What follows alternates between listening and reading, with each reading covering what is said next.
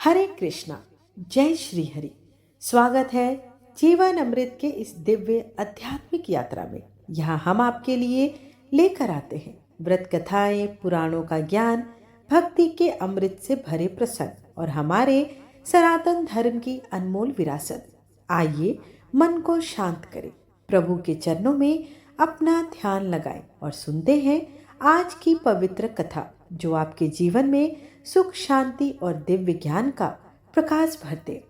शांताकारं भुजगशयनं पद्मनाभं सुरेशं विश्वाधारं गगनसदृशं मेघवर्णशुभांगं लक्ष्मीकान्तं कमलनयनं योगविद्यानगम्यं वन्दे विष्णुं भवभयहरं सर्वलोकैकनाथम्। आज बृहस्पतिवार का दिन है और आज के दिन बृहस्पति देव की कथा श्रवण करना विशेष फलदायी माना जाता है। तो आइए भगवान बृहस्पति देव की दोनों प्रचलित कथाओं का रसपान करते हैं। एक राजा था, वह बहुत ही दानी था। वह नित्य गरीबों और ब्राह्मणों की सहायता किया करता था। यह बात उसकी रानी को अच्छी नहीं लगती थी। वह न तो गरीबों को दान देती, न ही भगवान का पूजन करती थी और राजा को भी दान देने से मना किया करती थी। एक दिन राजा शिकार खेलने वन को गए हुए थे, तो रानी महल में अकेली थी। उसी समय बृहस्पति देव साधु का वेश बदलकर राजा के महल में भिक्षा मांगने आए और रानी से भिक्षा मांगी। तब रानी ने भिक्षा देने से इनकार किया और कहा, हे साधु महाराज, मैं तो इस दान पुण्य से तंग आ गई हूँ। मेरा पति सारा धन लुटाते रहते हैं। मेरी इच्छा है कि हमारा सब धन नष्ट हो जाए, ताकि मैं फिर ना रहेगी बांस, ना बजेगी बांसुरी। साधु ने कहा, देवी, तुम तो बड़ी विचित्र हो। धन संतान तो सभी चाहते हैं, पुत्र और लक्ष्मी तो पापी के घर भी होने चाहिए। यदि तुम्हारे पास अधिक धन है तो भूखों को भोजन दो, प्यासों के लिए प्याव बनवाओ, मुसाफिरों के लिए धर्मशालाएं खुलवाओ। जो निर्धन अपनी कुंवारी कन्याओं का विवाह नहीं कर सकते, उनका विवाह करा दो। ऐसे और कई काम हैं जिनको करने से तुम्हारा यश लोक परलोक में फैलेगा। परंतु रानी पर साधु के उपदेश का कोई प्रभाव न पड़ा। वह बोली, महाराज, आप मुझे कुछ ना समझाएं। मैं ऐसा धन नहीं चाहती जिसे मैं हर किसी को बांटती चलूं। साधु ने उत्तर दिया, यदि तुम्हारी ऐसी इच्छा है तो तथास्तु। तुम ऐसा करना कि बृहस्पतिवार को घर लीपकर पीली मिट्टी से अपना सिर धोकर स्नान करना, भट्टी चढ़ाकर कपड़े धोना। ऐसा करने से आपका सारा धन नष्ट हो जाएगा। इतना कहकर वह साधु महाराज वहां से आलोप हो गए। साधु के अनुसार कई बातों को पूरा करते हुए रानी को केवल 3 बृहस्पतिवार ही बीते थे कि उसकी समस्त धन संपत्ति नष्ट हो गई। भोजन के लिए राजा का परिवार तरसने लगा। तब एक दिन राजा ने रानी से बोला कि हे रानी, तुम यहीं रहो, मैं दूसरे देश को जाता हूँ, क्योंकि यहाँ पर सभी लोग मुझे जानते हैं, इसलिए मैं कोई छोटा कार्य नहीं कर सकता। ऐसा कहकर राजा प्रदेश चला गया। वहाँ वह जंगल से लकड़ी काट कर लाता और शहर में बेचता। इस तरह वह अपना जीवन व्यतीत करने लगा। इधर राजा के परदेश जाते ही रानी और दासी दुखी रहने लगी। एक बार जब रानी और दासी को 7 दिन तक बिना भोजन के रहना पड़ा, तो रानी ने अपनी दासी से कहा, हे दासी, पास के नगर में मेरी बहन रहती है, वह बड़ी धनवान है। तू उसके पास जा और कुछ ले आ, ताकि थोड़ी बहुत गुजर बसर हो जाएगी। दासी रानी के बहन के पास गई। उस दिन गुरुवार था और रानी की बहन उस समय बृहस्पतिवार व्रत की कथा सुन रही थी। दासी ने रानी की बहन को अपनी रानी का संदेश दिया, लेकिन रानी की बड़ी बहन ने कोई उत्तर नहीं दिया। जब दासी को रानी की बहन से कोई उत्तर नहीं मिला तो वह बहुत दुखी हुई और उसे क्रोध भी आया। दासी ने वापस आकर रानी को सारी बात बता दी। सुनकर रानी ने अपने भाग्य को कोसा। उधर रानी की बहन ने सोचा कि मेरी बहन की दासी आई थी, परंतु मैं उससे नहीं बोली, इससे वह बहुत दुखी हुई होगी। कथा सुनकर और पूजन को समाप्त करके वह अपनी बहन के घर आई और कहने लगी, हे बहन, मैं बृहस्पतिवार का व्रत कर रही थी। तुम्हारी दासी मेरे घर आई थी, परंतु जब तक कथा होती है तब तक ना उठते हैं और ना ही बोलते हैं, इसलिए मैं नहीं बोली। कहो दासी क्यों गई थी? रानी बोली, बहन, तुमसे क्या छिपाऊं, हमारे घर में खाने तक को अनाज नहीं है। ऐसा कहते कहते रानी की आंखें भर आई। उसने दासी समेत पिछले 7 दिनों से भूखे रहने की बात अपनी बहन को विस्तार पूर्वक सुना दी। रानी की बहन बोली, देखो बहन, भगवान बृहस्पति देव सबकी मनोकामना पूर्ण करते हैं। देखो, शायद तुम्हारे घर में अनाज रखा हो। पहले तो रानी को विश्वास नहीं हुआ, पर बहन की आग्रह करने पर उसने अपनी दासी को अंदर भेजा तो उसे सचमुच अनाज से भरा एक घड़ा मिल गया। उसे देखकर दासी को बड़ी हैरानी हुई। दासी ने रानी से कहा, हे रानी, जब हमको भोजन नहीं मिलता तो हम व्रत ही तो करते हैं, इसलिए क्यों न इनसे व्रत और कथा की विधि पूछ ली जाए, ताकि हम भी इस उत्तम व्रत को कर सके। तब रानी ने अपनी बहन से बृहस्पतिवार व्रत के बारे में पूछा। उसकी बहन ने बताया कि बृहस्पतिवार के व्रत में चने की दाल और मुनक्का से विष्णु भगवान का केले की जड़ में पूजन करें तथा दीपक जलाएं, व्रत कथा सुने और पीला भोजन ही करें। इससे बृहस्पति देव प्रसन्न होते हैं। और व्रत और पूजन विधि बताकर रानी अपने घर लौट आई। 7 दिन के बाद जब गुरुवार आया तो रानी और दासी ने व्रत रखा। घुड़साल में जाकर चना और गुड़ लेकर आई, फिर उससे केले की जड़ तथा विष्णु भगवान का पूजन किया। अब पीला भोजन कहाँ से लाएं? दोनों बहुत दुखी थी। चूंकि उन्होंने व्रत किया था, इसलिए बृहस्पति देव उनसे प्रसन्न थे। इसलिए वे एक साधारण व्यक्ति का रूप धारण करके 2 थालों में सुंदर पीला भोजन दासी को दे गए। भोजन पाकर दासी प्रसन्न हुई और फिर रानी के साथ मिलकर भोजन को ग्रहण किया। उसके बाद वे सभी गुरुवार को व्रत और पूजन करने लगी। बृहस्पति भगवान की कृपा से उनके पास फिर से धन संपत्ति आ गई, परंतु रानी फिर से पहले की तरह आलस्य करने लगी।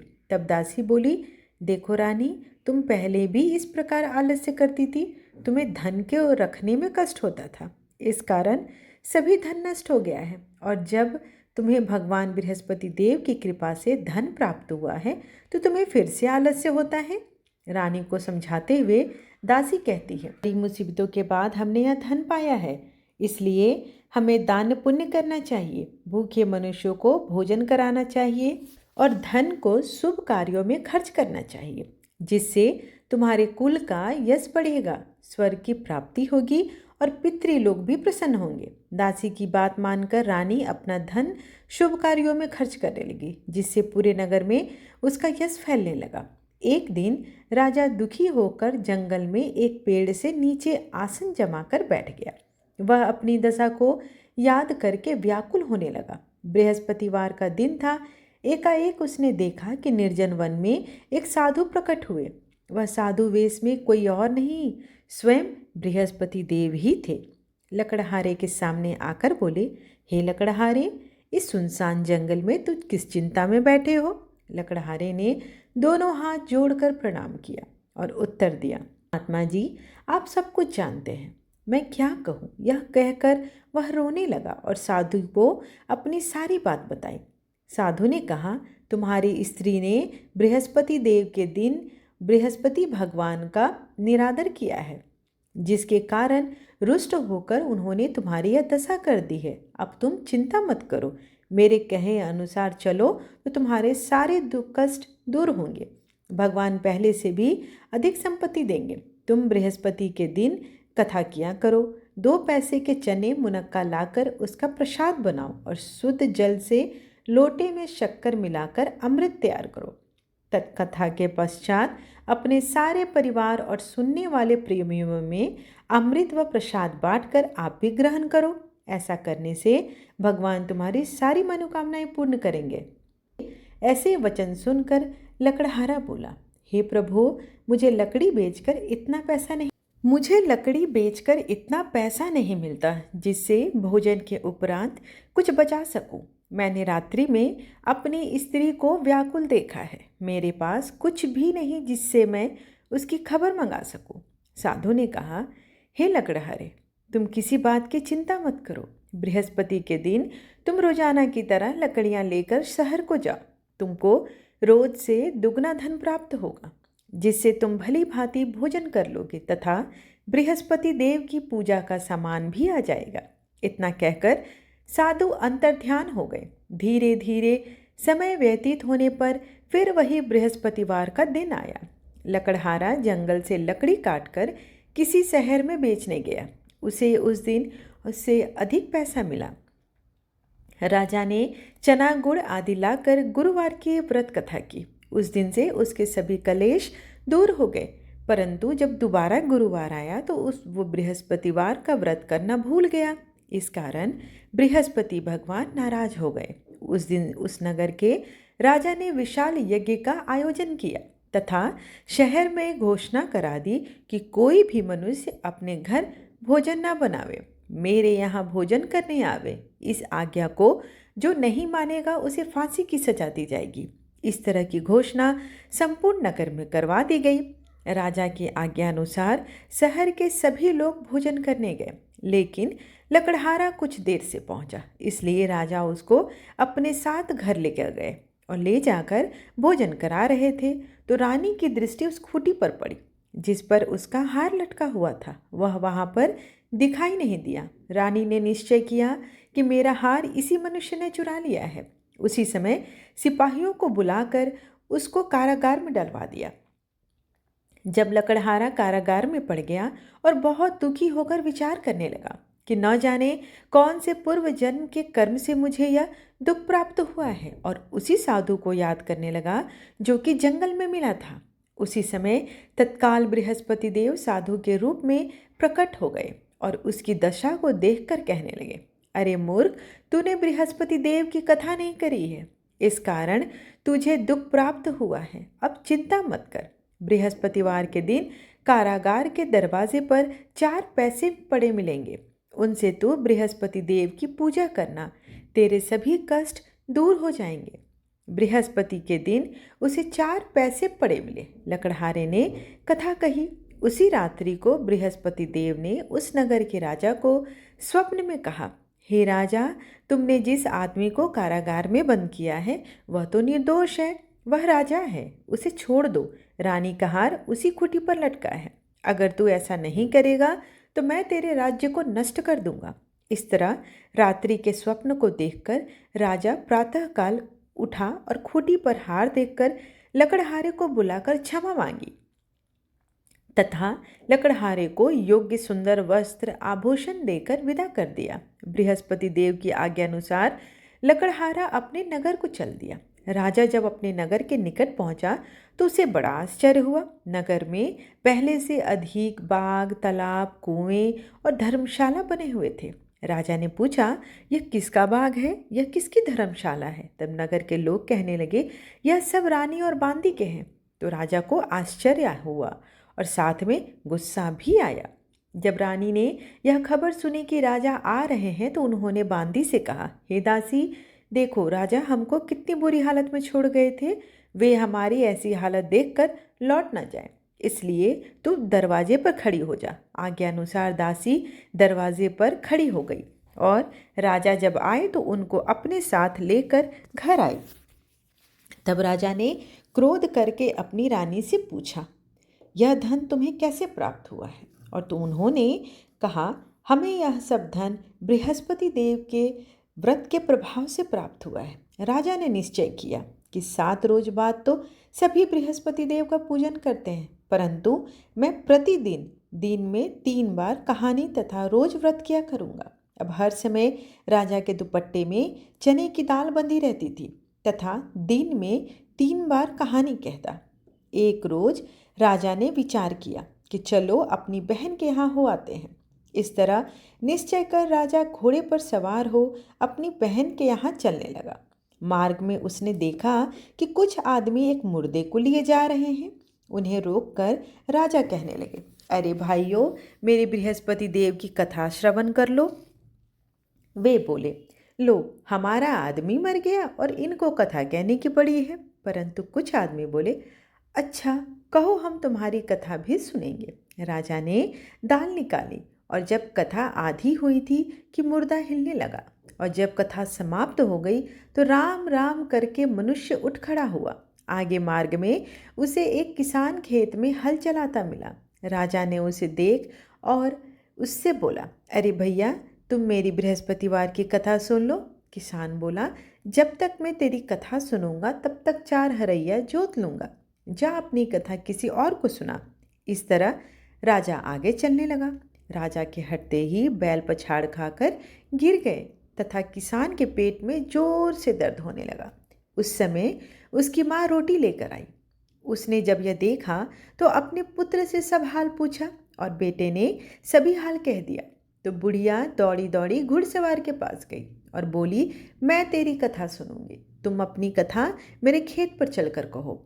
राजा ने बुढ़िया के खेत पर जाकर कथा कही, जिसके सुनते ही वह बैल खड़े हो गए और किसान के पेट का दर्द भी बंद हो गया। राजा अपनी बहन के घर पहुंचा। बहन ने भाई की खूब मेहमानबाजी की।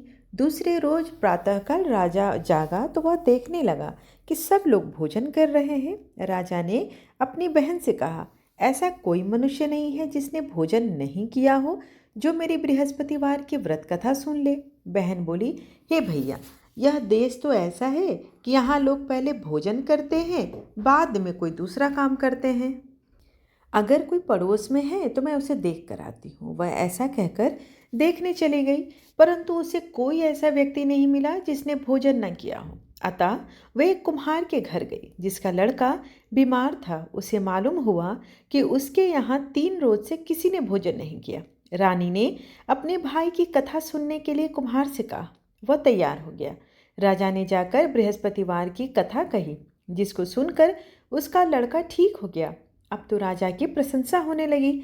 एक दिन राजा ने अपनी बहन से कहा कि बहन, चलो, हम अपने घर जाएंगे, तुम भी तैयार हो जाओ। राजा की बहन ने अपनी सास से कहा।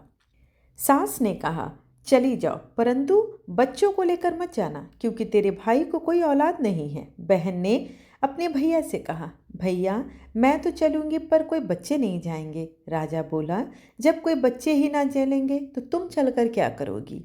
बड़े दुखी मन से राजा अपने नगर को लौट आया और राजा ने अपने रानी से कहा, हम निर्वंशी हैं, हमारा मुंह देखने का धर्म नहीं है। भोजन इत्यादि बिना कुछ किए वह सो गया। रानी बोली, हे प्रभु, बृहस्पति देव ने हमें सब कुछ दिया है, वह हमें संतान सुख भी अवश्य देंगे। उसी रात को बृहस्पति देव ने राजा से स्वप्न में कहा, हे राजन, उठ, सभी सोच को त्याग दे, तेरी रानी गर्भ से है। राजा की यह बात सुनकर बड़ी खुशी हुई। 9वें महीने में उसके गर्भ से एक सुंदर पुत्र पैदा हुआ। तब राजा बोला, हे रानी, स्त्री बिना भोजन के रह सकती है, पर बिना कहे नहीं। जब मेरी बहन आएगी तो तुम उसे कुछ न कहना। रानी ने सुनकर हाँ कर दिया। जब राजा की बहन आई और यह शुभ समाचार सुना तो वह बधाई लेकर आई, अपने भाई के यहाँ आई। तब रानी ने कहा, घोड़ा चढ़कर तो नहीं आई, गधा चढ़ी आई। राजा की बहन बोली, भाभी, मैं इस प्रकार नहीं कहती तो तुम्हें औलाद कैसे मिलती। बृहस्पति देव ऐसे ही हैं, जैसी जिनके मन में कामनाएं हैं सभी को पूर्ण करते हैं। जो सद्भावना पूर्वक भगवान बृहस्पतिवार का व्रत करता है एवं कथा पढ़ता है अथवा सुनाता है, दूसरों को बृहस्पति देव उसकी सभी मनोकामना पूर्ण करती हैं। भगवान बृहस्पति देव उसकी सदैव रक्षा करते हैं। संसार में जो भी मनुष्य सद्भावना से भगवान जी का पूजन और व्रत सच्चे हृदय से करते हैं तो उनकी सभी मनोकामनाएं वे पूर्ण करते हैं। जैसी सच्ची भावना से राजा और रानी ने उनकी कथा का गुणगान किया तो उनकी समस्त इच्छाएं बृहस्पति देव जी ने पूर्ण की थी। इसलिए पूर्ण कथा सुनने के बाद प्रसाद लेकर जाना चाहिए और हृदय से उनका मनन करते हुए जयकारा बोलना चाहिए। बोलो बृहस्पति देव की जय। आइए अब बृहस्पति देव की दूसरी कथा श्रवण करते हैं। प्राचीन काल में एक ब्राह्मण रहता था। वह बहुत निर्धन था, उसको कोई संतान नहीं थी। उसकी स्त्री भी बहुत मलिनता के साथ रहती थी। वह ना स्नान करती, ना किसी देवता का पूजन करती। इससे ब्राह्मण बेचारे बहुत दुखी रहते थे। बेचारे बहुत कुछ कहते थे, किंतु उसका कोई परिणाम न निकला। भगवान की कृपा से ब्राह्मण की स्त्री को कन्या रूपी रत्न पैदा हुई। वह कन्या बड़ी होने पर प्रातःकाल उठकर स्नान करके विष्णु भगवान का जाप करने लगी और बृहस्पतिवार का व्रत करने लगी। अपने पूजन पाठ को समाप्त करके विद्यालय जाती तो अपनी मुट्ठी में जौ भर के ले जाती और पाठशाला के मार्ग में डालती जाती। तब ये जौ स्वर्ण के हो जाते, जिन्हें वे लौटते समय बीन कर घर ले आती थी। एक दिन वह बालिका सूप में उन सोने के जौ को फटक कर साफ कर रही थी, तो उसके पिता ने देख लिया और कहा, हे बेटी, सोने के जौ को साफ करने के लिए तो सोने का सूप होना चाहिए। दूसरे दिन बृहस्पतिवार था। इस कन्या ने व्रत रखा और बृहस्पति देव से प्रार्थना करके कहा कि यदि मैंने आपकी पूजा सच्चे हृदय से की है तो मेरे लिए सोने का सूप दे दो। बृहस्पति देव ने उस प्रार्थना को स्वीकार कर लिया। रोजाना की तरह जब कन्या जौ फैलाती हुई जाने लगी, जब लौटकर जौ बिन रही थी तो बृहस्पति देव की कृपा से उसे सोने का सूप मिला। उसे वह घर ले आई और उसमें जौ को साफ करने लगी, परंतु उसकी माँ का वही ढंग रहा। एक दिन की बात है कि वह कन्या सोने के सूप में जौ साफ कर रही थी। उस समय उस शहर का राजपुत्र वहां से होकर निकला। इस कन्या के रूप और लावण्य को देखकर मोहित हो गया और अपने घर आकर भोजन तथा जल त्याग कर उदास होकर लेट गया। राजा को जब इस बात का पता चला तो अपने प्रधानमंत्री के साथ उसके पास गए और बोले, बेटा, तुम्हें किस बात का कष्ट है? किसी ने तुम्हारा अपमान किया है या कोई और कारण है? जो भी हो मुझसे कहो, मैं वही कार्य करूँगा जिससे तुम्हें खुशी मिलेगी। अपने पिता की राजकुमार ने बातें सुनी तो वह बोला, मुझे आपकी कृपा से किसी बात का दुख नहीं है। किसी ने मेरा अपमान भी नहीं किया है, परंतु मैं उस लड़की के साथ विवाह करना चाहता हूँ जो सोने के सूप में जौ साफ कर रही थी।